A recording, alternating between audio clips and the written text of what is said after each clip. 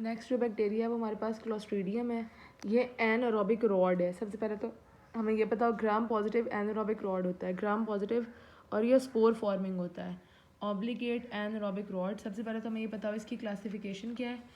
अब हमारे पास इसकी टाइप्स होती हैं, 3 मेन टाइप्स हैं जो हमने पढ़नी है, क्लोस्ट्रीडियम टेटनाई, क्लोस्ट्रीडियम बोटुलिनम और क्लोस्ट्रीडियम परफ्रिंजिस। इसके अंदर जो फर्स्ट 2 टाइप्स हैं, टेटनस टॉक्सिन और बोटुलिनम टॉक्सिन, ये हमारे पास प्रोटीएसिस होते हैं, मतलब ये प्रोटीन की ब्रेक डाउन करते हैं। And they cleave SNARE proteins, ये हमारे पास स्नेयर प्रोटीन की ब्रेक डाउन करते हैं, involve in neurotransmission. SNARE proteins क्या होती हैं? Protein that mediate vesicle fusion in a cell. जब वेजिकल्स फ्यूज होंगे तो हमारे पास न्यूरो ट्रांसमीटर रिलीज होगा, तो ये हमारे पास किसको ख़राब करेंगे? हमारी क्लीव करेंगे स्नेयर प्रोटीन्स को, टेटनाई और बोटुलिनम।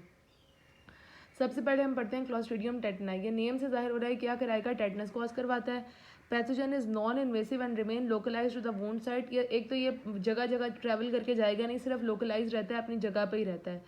लेकिन ये करता क्या है? ये एक टॉक्सिन प्रोड्यूस करता है जिसका नाम है टेटनोस्पैज्मिन एंड एक्सोटॉक्सिन। ये एक एक्सोटॉक्सिन है।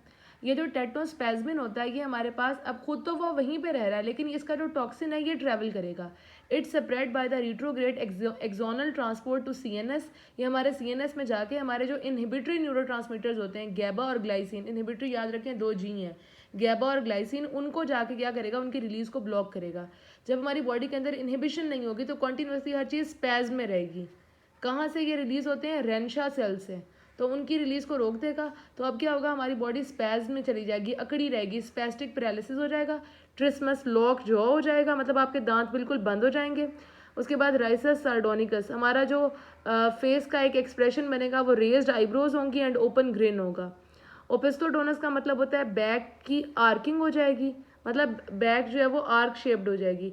और हमारे पास क्या हो जाएंगे? स्पैज्म और स्पाइनल एक्सटेंसर्स, जो हमारी स्पाइन के एक्सटेंसर मसल्स हैं उनका भी स्पैज्म हो जाएगा। मतलब इसमें मेनली सारे के सारे मसल्स का स्पैज्म होना है क्योंकि इनहिबिटरी न्यूरोट्रांसमीटर्स जो हैं वो अब रिलीज नहीं हो रहे हैं। उसके बाद हमारे पास क्या होता है? इसको हम प्रिवेंट कैसे कर सकते हैं? वैक्सीनेशन के थ्रू। और इसका ट्रीटमेंट क्या है? इसमें हमने एंटीटॉक्सिन देनी है, वैक्सीन बूस्टर देना है, प्रिवेंशन के लिए वैक्सीन और ट्रीटमेंट में वैक्सीन बूस्टर। साथ में हमने इसमें एंटीबायोटिक्स देनी है क्योंकि ज़ाहिर है बैक्टीरियल इन्फेक्शन है। डायजेपाम क्यों देंगे? क्योंकि मसल स्पैज्म हुआ है उसको रिलैक्स करने के लिए, और वूंड की डिब्राइडमेंट करनी है, जहाँ पे जो भी जख्म बना हुआ है उसको हमने डिब्राइड करना है। फिर हमारे पास है क्लोस्ट्रीडियम बोटुलिनम। ये हमारे पास क्या करवाएगा? ये हमारे पास हीट लेबाइल टॉक्सिन होता है दैट डैमेज स्नेयर प्रोटीन। ये हमारी जो स्नेयर प्रोटीन है, जो वेजिकल्स की प्रोटीन है, उसको तोड़ेगा। ये भी स्नेयर प्रोटीन को डैमेज करता है, ये भी स्नेयर प्रोटीन को डैमेज करता है।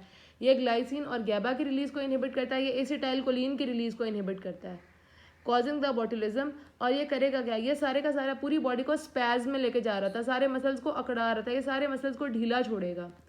क्या कराएगा? इन बेबीज इंजेक्शन ऑफ स्पोर्स। ये होता कैसे है? ये हमारे पास फूड पॉइजनिंग करवाता है ना।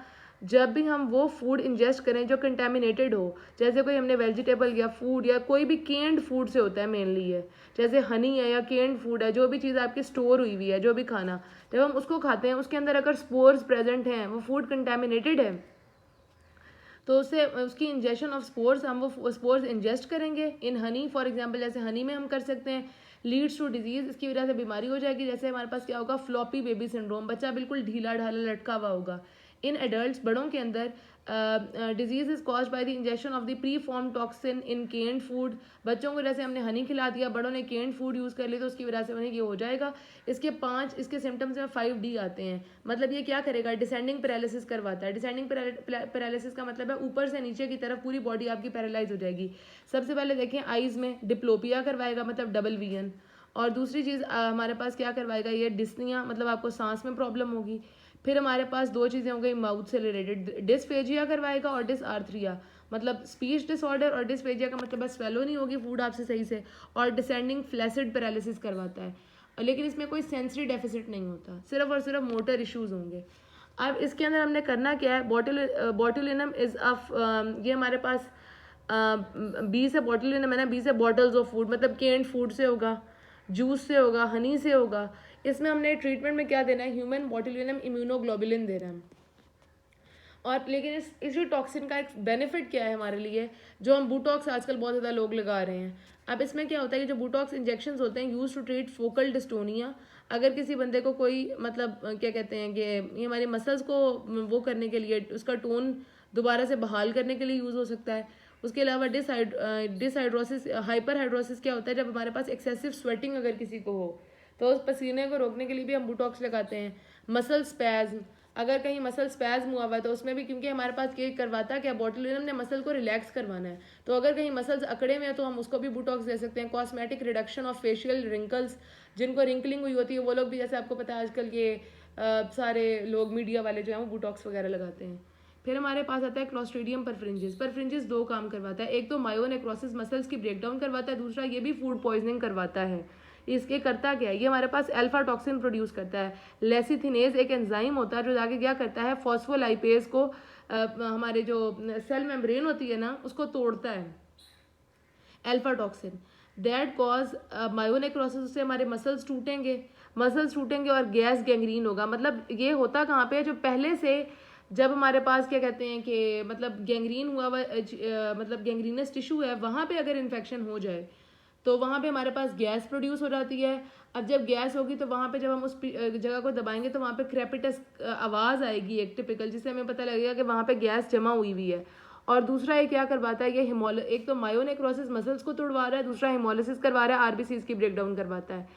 अगर हम हैविली स्पोर कंटेमिनेटेड फूड लें, मतलब ये भी वही बात है जैसे हमने ऊपर पढ़ा है बोटुलिनम में, ये भी स्पोर कंटेमिनेटेड फूड से होता है। और अगर वो फूड हमने लेस देन 60 डिग्री सेल्सियस के ऊपर रखी हुई है, मतलब कम गर्म है, तो उसके ऊपर क्या होता है, वो स्पोर्स सर्वाइव कर जाते हैं। अगर तो टेम्परेचर ज़्यादा होगा फिर तो मर जाएंगे, लेकिन लेस देन 60 है तो स्पोर्स जर्मिनेट होंगे एक टॉक्सिन प्रोड्यूस करेंगे, एंटीरोटॉक्सिन, जो हमारे किस पे एक्ट करेगी, स्मॉल इंटेस्टाइन के ऊपर एक्ट करेगी और स्मॉल इंटेस्टाइन के अंदर जाके सेल डेथ करवाएगी।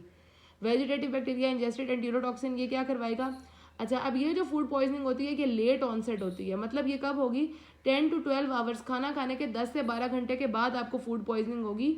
और इसके अंदर क्या होगा, ये 24 घंटे के अंदर अंदर ठीक हो जाएगी। पर फ्रिंजेस हमारे पास वही हमें पता है कि गैंग्रीनस लेग, मतलब जहाँ पे पहले ही टिश्यू खराब हुआ है, गैंग्रीन हुआ है, वहाँ पे जाके इन्फेक्शन करवाएगा। अब ये तो हो गया हमारे पास क्लॉस्ट्रीडियम पर फ्रिंजेस। अब एक होता है, ये देखेंगे लाइन देखेंगे, लिखा हुआ है कि जो ट्रोमेटिक गैस गैंग्रीन है, मतलब पहले से ट्रॉमा हुआ है वहाँ पे जाके गैस गैंग्रीन हो रहा है, तो वो क्लॉस्ट्रीडियम पर फ्रिंजेस करवा रहा है अल्फा टॉक्सिन के थ्रू। लेकिन अगर हमारे पास स्पॉन्टेनियस गैस गैंग्रीन है, स्पॉन्टेनियस गैस गैंग्रीन का मतलब है गैंग्रीन विदाउट ट्रॉमा, अगर ट्रॉमा के बगैर गैंग्रीन हो रहा है विद, ये होता कब है, कोलॉन कैंसर के साथ। मतलब अगर एक बंदा है उसे पहले से कोलॉन कैंसर था, वहाँ पे जाके हमारे पास कोलॉन कैंसर या जो भी हिमेटोजीनस कैंसर होते हैं जो ब्लड के थ्रू स्प्रेड होते हैं, तो वहाँ पे हमारे पास जो कोलॉन कैंसर पहले से उस पेशेंट को था, वहाँ पे इन्फेक्शन होगा। वहाँ पे इन्फेक्शन कौन करवाएगा, क्लॉस्ट्रीडियम सेप्टिकम करवाएगा। तो वहाँ पे भी हमारे पास क्या हो सकता है, गैस गैंग्रीन हो सकता है। ये देखें लिखा हुआ है स्पॉन्टेनियस गैस गैंग्रीन, मतलब नॉन ट्रोमेटिक। ये कब होता है, via hematogenous seeding associated with colonic malignancy. उस बंदे को पहले से कोलोनिक मेलिग्नेंसी थी, उसके ब्लड के थ्रू हमारे पास ये इन्फेक्शन स्प्रेड होगा। और ये कौन करवाएगा, ये हमारे पास करवाता है क्लॉस्ट्रीडियम सेप्टिकम करवाता है। अब हम देख लेते हैं एक बार फूड पॉइजनिंग का डिफरेंस क्या है। फूड पॉइजनिंग स्टेफ ऑरियस भी करवाता है, बोटुलिनम भी करवाता है और परफ्रिंजिस भी करवाता है। अब हमने इन तीनों का डिफरेंस देखना है। सबसे पहले जो स्टेफ ऑरियस है वो करवाता है एंटीरोटॉक्सिन के थ्रू, वो हीट स्टेबल टॉक्सिन होती है और सुपर एंटीजन होता है। जो बोटुलिनम है ये करवाता है न्यूरोटॉक्सिन के थ्रू, ये हमें पता है हमारी एसिटाइल कोलिन की रिलीज को इनहिबिट करेगा एट न्यूरोमस्कुलर जंक्शन। ये बहुत जल्दी हो जाता है, स्टेफ ऑरियस वाला 1 से 6 घंटे के अंदर अंदर हो जाता है। देखें ABC में A पहले आता है तो इसका रैपिड ऑनसेट है, B बाद में आता है इसका डिलेड ऑनसेट है, ये 12 से 36 घंटे के अंदर होता है। इसमें सिर्फ GIT वाले साइंस आएंगे, नाउजिया, वॉमिटिंग, डायरिया। इसमें GIT वाले साइंस के साथ CNS वाले साइंस भी आएंगे, जैसे हमने पढ़ा है ये डिसेंडिंग फ्लैसिड पैरालिसिस करवाता है, उसके अलावा ये डिप्लोपिया करवाता है, टोसिस करवाता है, डिस्पेजिया करवाता है, डिसआर्थरिया, ये सारी की सारी चीज़ें करवाएगा।